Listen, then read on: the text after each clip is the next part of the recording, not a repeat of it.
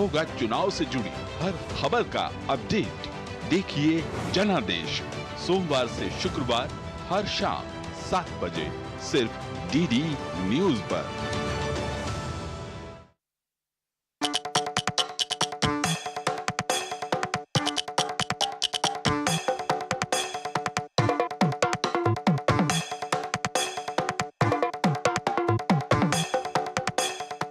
नमस्कार, स्वागत है आप सभी का डीडी न्यूज पर। एक भारत श्रेष्ठ भारत में मैं हूं आपके साथ मनीष बाजपेयी। संपूर्ण विश्व को अगर भारत कुछ दे सकता है तो वह भारत की आध्यात्मिक, सांस्कृतिक और धार्मिक विरासत का ज्ञान। और जब इस ज्ञान का हम जिक्र करते हैं तो हमें दिखाई पड़ते हैं भारत में स्थापित शक्तिपीठ और ज्योतिर्लिंग की एक श्रृंखला। एक भारत श्रेष्ठ भारत की आज की इस यात्रा में इस पड़ाव पर हम आ पहुंचे हैं झारखंड के चतरा में स्थित मां भद्रकाली के इस धाम पर, जो कि प्रागैतिहासिक काल से अनंत श्रद्धा का केंद्र बिंदु बना हुआ है। ये सुरम्य वातावरण, ये उपवन, ये शांति भारत के झारखंड राज्य के चतरा जिले में इटखोरी विकास खंड के इस भद्रकाली धाम में हम आ पहुंचे हैं। ये हमारे पीछे भद्रकाली धाम का सिंह द्वार है। जब हम भद्रकाली धाम का जिक्र करते हैं तो चाहे हम इतिहासकारों की बात मान लें या फिर यहाँ पर स्थित प्राचीन मूर्ति का जिक्र करें या फिर उत्खनन विदों के उत्खनन का जिक्र करें, हर कोई अध्ययन इसको इसके प्रागैतिहासिक काल से जोड़ता है। या हम कुछ इस तरीके से कह सकते हैं कि इस मंदिर का, इस जगह का, इस धाम का इतिहास लगभग उतना ही पुराना है जितनी की मानव सभ्यता। तो चलिए जानते हैं इस धाम के बारे में, यहाँ की ऐतिहासिकता के बारे में।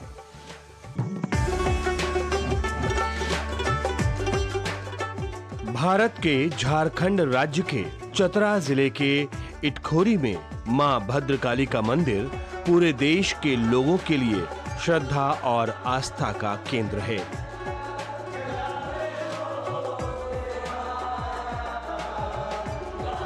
दिल्ली से या रांची से सड़क मार्ग के जरिए आसानी से यहां पहुंचा जा सकता है। दिल्ली से चतरा झारखंड तक की दूरी लगभग 1081 किलोमीटर की है। वैसे रेल और हवाई सेवाएं भी उपलब्ध हैं। हालांकि डीडी न्यूज की टीम लगातार झारखंड के दौरे पर है और हमने इटखोरी चतरा की यात्रा दुमका जिले से होते हुए धनबाद के रास्ते से निकलते हुए पूरी की। भद्रकाली धाम को भदुली धाम के नाम से भी जाना जाता है। महाने और बक्सा नदी के संगम पर स्थित है ये आस्था और इतिहास को समेटे हुए मां भद्रकाली का धाम।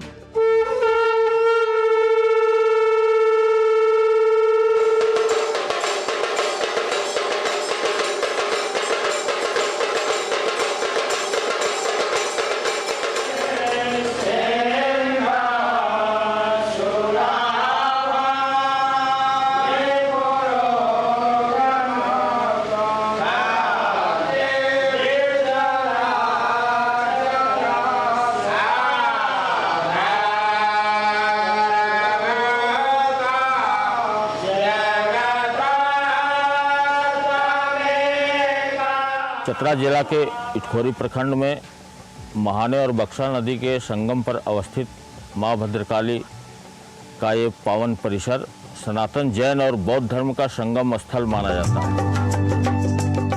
आमतौर पर आस्था और विश्वास के केंद्रों पर तार्किक विज्ञान का लेप कम ही चढ़ पाता है, लेकिन फिर भी अगर ऐसा होता है तो कई बार आस्था और विश्वास का पलड़ा भारी दिखाई पड़ता है। इटखोरी के भद्रकाली मंदिर की प्राचीनता और ऐतिहासिकता की गवाही खुद मंदिर में स्थित मां भद्रकाली की प्रतिमा देती है। भद्रकाली मां की प्रतिमा अष्टधातु की बेशकीमती प्रतिमा है जो लगभग 4.5 फीट ऊंची है और चतुर्भुजाकार में है। प्रतिमा के नीचे ही ब्राह्मी लिपि में इस मूर्ति का जिक्र है। इसके मुताबिक इसका निर्माण पाल वंश के शासक राजा महेंद्र पाल सिंह ने करवाया था। इसके अतिरिक्त उत्खनन और सर्वेक्षण ताम्रपत्रों से भी इस बात की जानकारी मिलती है कि पाल वंश के शासक महेंद्रपाल सिंह, जिसका शासनकाल 988 ईस्वी से 1038 ईस्वी तक था और जिसके अधीन मगध भी था, महेंद्रपाल सिंह ने इस मंदिर का निर्माण करवाया था। दरअसल भदुली मगध का ही एक अंग था। उस कालखंड में बंगाल के शासक महेंद्रपाल द्वितीय का शासन था और उनका साम्राज्य मगध तक था। ये परिसर भी उस समय मगध का हिस्सा था। फिलहाल यहाँ पर रुकते हैं एक छोटे से ब्रेक के लिए। ब्रेक के बाद जब लौट कर आएंगे तो हम आपको बताएंगे उस रहस्य के बारे में जिसकी वजह से हम यहाँ तक खिंचे हुए चले आए, क्योंकि हम तो कण कण में अणु अणु की ऊर्जा की खोज कर रहे हैं, वो ऊर्जा जो भारत को एकता और अखंडता के सूत्र में पिरोए हुए है। एक छोटे से ब्रेक लेते हैं और ब्रेक के बाद में तुरंत हाजिर होते हैं। कहीं मत जाइए, आप बने रहिए हमारे साथ।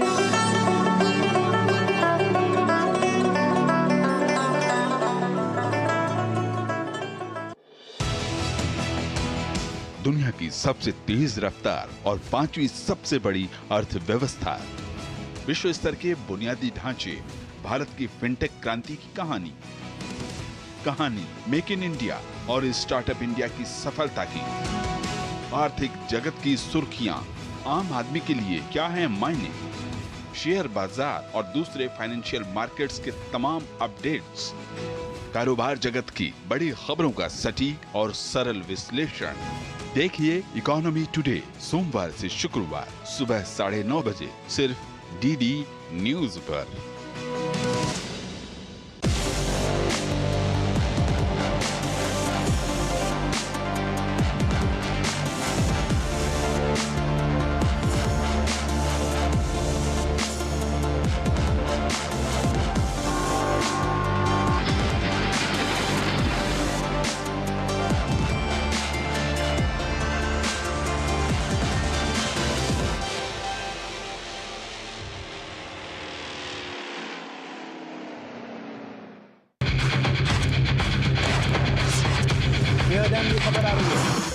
ब्रेकिंग न्यूज की रेस से हटकर हम लेकर आते हैं आपके लिए सार्थक, सकारात्मक और प्रेरणादायी खबरें सिर्फ हाथ से नहीं होते, खबरें अच्छी भी होती हैं जो देती है हौसला, बढ़ाती है आत्मविश्वास।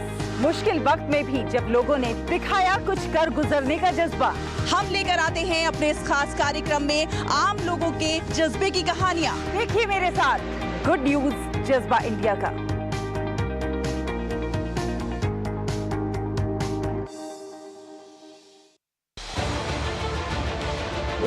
उत्तर से दक्षिण तक, पूर्व से पश्चिम तक, देश हो या दुनिया की खबर है तो पड़ताल जरूरी है। देखिए हमारे साथ मेरे पीछे भारत की सबसे एजेंडा भारत का रहा है और किस तरह से एक नई शुरुआत इस वक्त लोगों को अगर स्वरोजगार से अपने को इसमें सोमवार से शुक्रवार दोपहर 3 बजे सिर्फ डीडी न्यूज पर।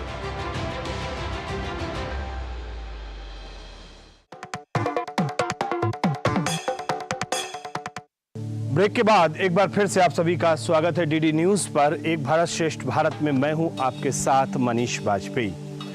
ब्रेक पर जाने से पहले जैसे हमने जिक्र किया था कि अब बताएंगे हम आपको उस रहस्य के बारे में जिसके चलते हम यहां पर खिंचे हुए चले आए।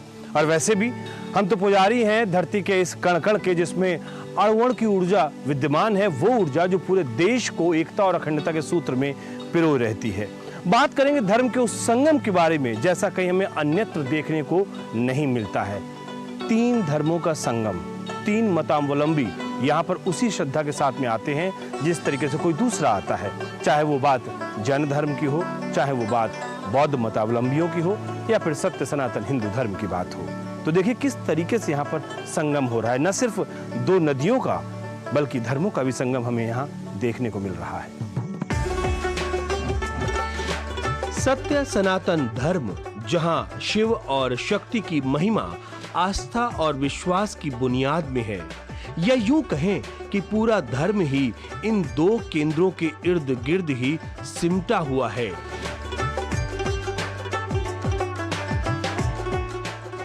इटखोई के भद्रकाली मंदिर सिर्फ मां काली का ही मंदिर नहीं है, बल्कि यहाँ पर मां लक्ष्मी और मां सरस्वती का संयुक्त रूप हमें देखने को मिलता है। यानी तीनों देवियों का रूप एक में समाहित हुआ दिखता है। इस प्रकार शक्ति के इन स्वरूपों के कारण सनातन धर्मावलंबियों की आस्था यहाँ पर नतमस्तक होती है। माँ भगवती तो यहाँ साक्षात मंगला गौरी के रूप में विराजमान है और यही वजह है कि सनातन धर्म में धार्मिक दृष्टिकोण से पूरे भारतवर्ष में इस स्थल की अपनी एक अलग महत्ता है। शिव भक्त सावन के रूप महीने में बड़ी संख्या में यहाँ पधारते हैं तो बाबा का जलाभिषेक भी करते हैं और माता की पूजा अर्चना भी करते हैं। एक महत्वपूर्ण कारण ये भी है कि इस केंद्र को सहस्त्र शिवलिंगम महादेव पीठ के रूप में भी मान्यता प्राप्त है और सावन के महीने में यहाँ हजारों लाखों श्रद्धालु जलाभिषेक करने पहुँचते हैं और ये नजारा निश्चित तौर पर इस धाम की महिमा को चतुर्दिक दृष्टिगोचर करता है।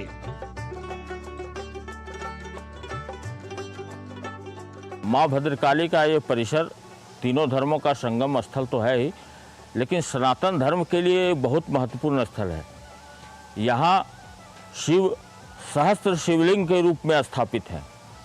आपने देखा होगा 4.5 फुट ऊंचा सहस्त्र शिवलिंग में 1008 शिवलिंग उत्कीर्ण किए हुए हैं। सबसे अद्भुत महिमा ये है, अद्भुत बात यह है कि आप उस शिवलिंग का जब जलाभिषेक करेंगे तो उसकी चोटी पर जल डालने के बाद 1008 शिवलिंग का एक साथ जलाभिषेक होता है, जिसका अपना एक धार्मिक महत्व है। एक भारत श्रेष्ठ भारत के इस कार्यक्रम में लगातार हमारा जोर इस बात का रहता है कि हम आपको अलग अलग जगहों पर भारत की एकता और अखंडता के जो सूत्र हैं उनके बारे में हम आपको बता सकें। और जब इस भद्रकाली मंदिर में आज यहाँ पर हम मौजूद हैं तो यहाँ पर आना भी हमारा अनायास नहीं है, बल्कि इस जगह का जब हम जिक्र कर रहे हैं तो हम पहुँचते हैं भगवान राम के वनवास के समय, हम पहुँचते हैं पांडवों के अज्ञातवास के समय। यहाँ से जुड़ी हुई है आस्था बौद्ध मतावलंबियों की और यहाँ पर जन्म हुआ था जैन धर्म के 10वें तीर्थंकर भगवान शीतलानाथ स्वामी जी का भी। तो इस लिहाज से ये सभी वर्गों में समान रूप से आस्था और श्रद्धा का केंद्र है और इसीलिए समाज और राष्ट्र में ये जगह एकता का भाव पैदा कर रहा है। आप जरूर जानना चाह रहे होंगे कि इसके विस्तार में क्या है, तो हम भी आपको बताते हैं विस्तार से इसकी पूरी कहानी।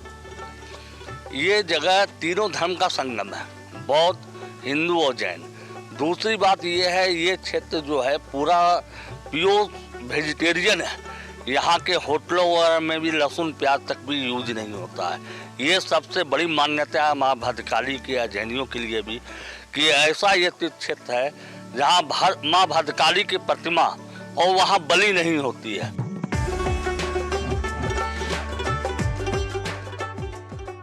अब बात करते हैं बौद्ध मतावलंबियों की।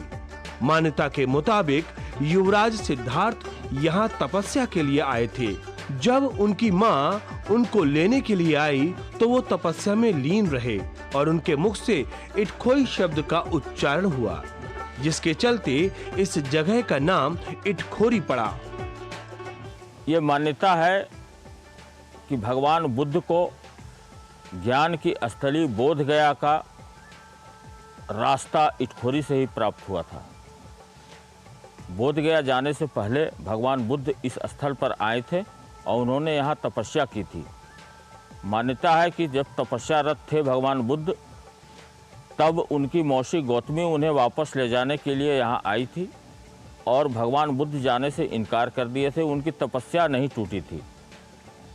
ऐसे में गौतमी के मुंह से निकल गया था एक शब्द इटखोई, जिसका अर्थ होता है यहीं खो दिया। मतलब पुत्र सिद्धार्थ को हमने खो दिया और वापस गौतमी चली गई। तब से इस स्थल का नाम इटखोई हो गया था। बाद में अपभ्रंश होकर वही इटखोरी बना। मंदिर के चारों कोनों पर भगवान बुद्ध की ध्यान मग्न छोटी छोटी कई प्रतिमाएं हैं। जो इसके बौद्ध मतावलंबियों में इसके महत्व को प्रतिपादित करती हैं। इसके अतिरिक्त जैन मतावलंबियों के 10वें तीर्थंकर भगवान शीतलानाथ जी के जन्म स्थान के रूप में भी इस स्थान को मान्यता प्राप्त है। ये 10वें तीर्थंकर, जैनियों के 10वें तीर्थंकर शीतलनाथ भगवान की ये जन्मभूमि है। इसका पता हम लोगों को खुदाई के दौरान जब ताम्रपत्र और चरण चिन्ह मिला तो उसमें 10वें तीर्थंकर शीतलनाथ भदलपुर लिखा हुआ था। जब काफ़ी इसकी छानबीन हुई तो ये ज्ञात हुआ कि भदलपुर ये भद्रकाली है या भदली है। इसे भदली और भद्रकाली के नाम से भी हम लोग जानते हैं। जैन धर्म के 10वें तीर्थंकर भगवान शीतलनाथ स्वामी की जन्मभूमि की मान्यता अखिल भारतीय दिगंबर जैन महासभाओं ने इस परिसर को दी है। जैन धर्म के ग्रंथ में यह उल्लेख है कि उनके 10वें तीर्थंकर भगवान शीतलनाथ स्वामी का जन्म भदलपुर नामक एक स्थान पर हुआ था। तो भदलपुर की खोज जैनियों के द्वारा की गई थी। तो 2 स्थानों पर जिच कायम था, इटखोरी के इस भद्रकाली मंदिर परिसर और विदिशा के एक किसी स्थल पर। तो विदिशा में कोई तथ्य मिले नहीं, लेकिन इस स्थल पर 1983 में ग्रामीणों के द्वारा खुदाई की गई थी, जिसमें भगवान शीतलनाथ स्वामी के चरण चिन्ह एक पाषाण पर मिले थे। और बाद में अखिल भारतीय दिगंबर जैन महासभा ने इटखोरी के मां भद्रकाली मंदिर परिसर को ही शीतलनाथ स्वामी का जन्मभूमि की मान्यता दे दी थी। तब से जैन धर्म के धर्मावलंबी ये 10वें तीर्थंकर की जन्मभूमि के रूप में यहाँ पूजा अर्चना करते आ रहे हैं। प्राचीन काल में तपस्वी मेधा मुनि ने अपने तप से इस भूमि को सिद्ध किया और इसे सिद्ध पीठ के रूप में विकसित किया। प्रागैतिहासिक काल का ये स्थल है। तब बताया जाता है कि तब यहाँ मेघा मुनि नामक एक संत हुआ करते थे। उन्होंने यहाँ तपस्या की थी और अपने सिद्धियों से इस स्थल को सिद्ध किया। हम जो कहा कभी नहीं होई बांदर सुर कोई। प्राचीन काल में भगवान राम अपनी पत्नी सीता और भाई लक्ष्मण के साथ इसी अरण्य में वास किया था। पांडवों के अज्ञातवास के समय उनके यहाँ होने का जिक्र पौराणिक धर्म ग्रंथों में प्राप्त हुआ है। लोगों के बीच ये किंवदंतियां हैं कि वनवास काल के समय जब अयोध्या से भगवान राम प्रस्थान किए थे तो इस परिसर के जंगल में भी उन्होंने कुछ समय गुजारा था और पांडवों का अज्ञातवास भी इसी जंगल में कटा था। यहाँ से 40-45 किलोमीटर की दूरी पर हंटरगंज प्रखंड में एक कोलेश्वरी पर्वत है, वहाँ एक भीम गुफा है। तो लोगों की मान्यता है, लोगों के बीच ये प्राचीन किस्से और कहानियाँ प्रचलित हैं कि अज्ञातवास के समय यहाँ कौरव भी आए थे और हाँ पांडव भी आए थे और उन्होंने यहाँ कुछ समय बिताया था। और यहाँ से इसी जिले के हंटरगंज प्रखंड में जो कोलेश्वरी पर्वत है वहीं पर अभिमन्यु का विवाह भी उत्तरा के साथ हुआ था। ऐसी मान्यता लोगों के बीच है। कई बार ऐसा होता है कि हमारे मन मस्तिष्क में आस्था और विश्वास को लेकर एक विद्रोह की स्थिति सी उत्पन्न हो जाती है। हमारे मन में अंतर्द्वंद चलता है और ये एक सहज स्वभाव भी है कि आस्था और विश्वास के कुछ सवालों का तो जवाब मिलना ही चाहिए और ये जवाब देने की कोशिश भी की गई है। हमारे पीछे जो शिलालेख आप देख रहे हैं, मूर्तियां आप देख रहे हैं, प्रस्तर खंड जो आप देख रहे हैं, इस जगह पर भद्रकाली के मंदिर धाम परिसर में या इस इलाके में जो उत्खनन किया पुरातत्ववेत्ताओं ने, उसके फलस्वरूप ये पत्थर की शिलाएं, ये प्रस्तर खंड हमें यहाँ प्राप्त हुए। और जब इनका अध्ययन किया गया तो इनका जो संबंध, इनका जो कालखंड का निर्धारण हुआ वो प्रागैतिहासिक काल से हुआ। जाहिर सी बात है, किंवदंती कहानियों में जो चीजें इतनी प्राचीन दिख रही थीं, अध्ययन के परिणाम स्वरूप उनका समय का कालखंड भी यहाँ पर इतना ही दिखना था। ये अलग बात है कि इसमें कुछ प्रस्तर जो खंड हैं वो 9वीं शताब्दी के भी हैं, 8वीं शताब्दी के भी हैं, लेकिन कुछ अति प्राचीन भी हैं। अतीत के घटनाक्रम को आधुनिक समय तक एक श्रृंखला में लयबद्ध करना न केवल मुश्किल होता है बल्कि एक चुनौतीपूर्ण कार्य होता है। भारतीय पुरातत्व विभाग के कई अधिकारी और कर्मचारी इस काम में दिन रात लगे रहते हैं। कई वैज्ञानिक आधारों और फॉर्मूलों पर स्थान की प्राचीनता, उसकी सत्यता को परखते हैं। भद्रकाली मंदिर और इसके आसपास के इलाकों की प्राचीनता का जब हम जिक्र करते हैं तो इसकी बुनियादें बहुत गहरी पाते हैं। साल 2011 में पुरातत्ववेत्ताओं के जरिए की गई खुदाई में जो साक्ष्य प्राप्त हुए हैं वो इस मंदिर के 9वीं और 10वीं शताब्दी होने की पुष्टि करते हैं। पुरातात्विक दृष्टिकोण के साथ धार्मिक दृष्टिकोण से इस स्थल की बहुत महत्ता है। भारतीय पुरातत्व सर्वेक्षण विभाग ने वर्ष 2012 और वर्ष 2013 में यहाँ पुरातात्विक खुदाई की थी। खुदाई के दौरान तीनों धर्मों से संबंधित अवशेष पुरातत्व विभाग को प्राप्त हुए हैं। उन्होंने जो डेटिंग की है पुरातत्व विभाग ने, उसके अनुसार इस परिसर का कालखंड 9वीं 10वीं शताब्दी काल उन्होंने बताया है।